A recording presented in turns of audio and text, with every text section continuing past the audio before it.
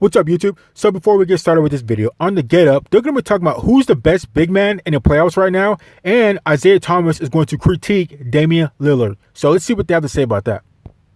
How good is this guy? Jokic is averaging nearly 120 touches a game in these playoffs. No other player is close to 100, but he's averaging only 1.8 turnovers. 38 players have averaged more. So he doesn't turn the ball over. He's ridiculously skilled. He can shoot it. He can pass.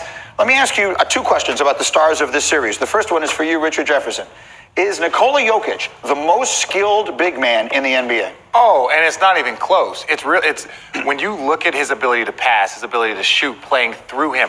He's actually better. Their team is better when he's aggressive scoring. But naturally, he's more of a playmaker, a passer, and just a facilitator. And then the other star I want to ask you about is Damian Lillard, who has been just spectacular. Again, 39 in a losing effort last night. But I'm just so fascinated from your vantage point as a point guard who could score and all the things that you did. What do you see in Lillard? I see his leadership has expanded.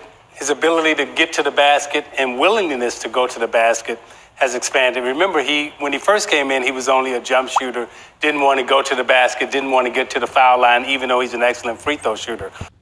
So let me stop Isaiah Thomas right there. So I don't know why people are just now jumping on a bandwagon of Damian Lillard. He's been here the whole time. It's just Portland doesn't get the type of pub the other teams get. And Damian Lillard is not a loud, flashy type guy.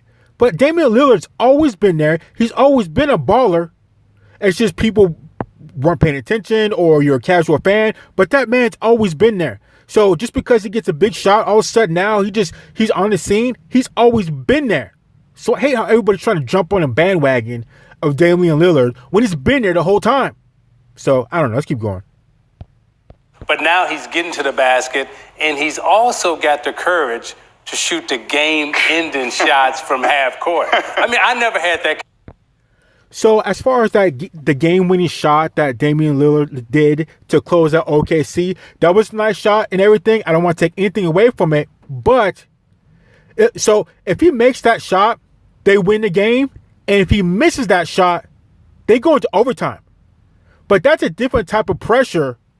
You'd be playing a different type of game if they were down by 1 or 2 points. And if he makes the shot, they win the game. Or if he misses the shot, they lose the game. So those are two different types of scenarios. Because for one thing, I seriously doubt his coach went out and told him, I want you to shoot the ball from 40 feet out and maybe you'll make it.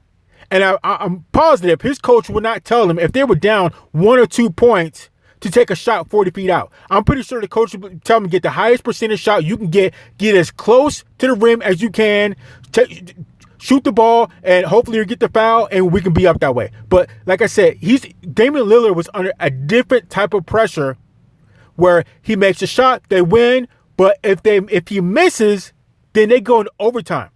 Like I said, those are two completely different type of scenarios, and you're dealing with completely different type of pressure. So I'm happy for Damian Lillard. He's done everything he's done. I'm not trying to hate on him. But as far as that shot, that is not the type of shot that you want to be hyping up on the same level as a do or die type shot. So I don't know. Let's keep going. And the courage. I mean, to stand there, pound the ball, 14 seconds to go on the clock, and you dribbling, and you at half court. At half court. Now, we do that in the park, but in the real game, in the NBA playoffs, I can't think of anybody who's had this kind of courage to take this kind of shot and be this dramatic and so confident about it. That was the epic. Like I said, he has that type of confidence. He has a different type of confidence that you would need to shoot the shot from 40 feet out, be down by 1 or 2 points when you know you can get a better high percentage shot. So, I mean, it's a different type of courage. It's a different type of pressure. I appreciate everything, Damian Lillard did. He's balling right now, which he's always been. But that shot, I just can't hype that shot up because it takes away from other players that really did make a do or die top shot. Make the shot and keep going, or miss the shot and go home. So it's a different type of pressure. But let's keep going. Game winner, of course, that closed out the series against OKC. Take me back to your days. If you tried to do that, what would Chuck Daly have said to you? If I try to do that back in the day, I'm getting cut. And also, Isaiah Thomas, back in your day, times were a little bit different. I don't think I know guys weren't shooting the three with the consistency and the amount of shots per game, per player, than they were when you were playing. So the 3-point shots were the shooting percentage and amount they take those shots is way more different today than when you were playing, Isaiah Thomas. And just imagine if Jordan was taking more threes. Just imagine how many shots he would get. I mean, how many points he'd be getting. So I don't know. It's just two different times. And what really set up that 3-point shot was around the Ray Allen, I'd say Stephen Curry type period, which is why he just broke the record the first game of round 1 this playoff. So I don't know. Let's keep going. There's no Isaiah Thomas make it to the Hall of Fame. There's no Isaiah Thomas winning the back-to-back championship. You take that shot back in the day, end of the game, you getting cut. The only other person I probably see is probably Steph that could do something. But even then, I've never seen Steph do that, even though we've seen him hit those shots from that type of distance. But that's the kind of imagination and courage that this generation of player has that we didn't have. And it's going to keep expanding, right?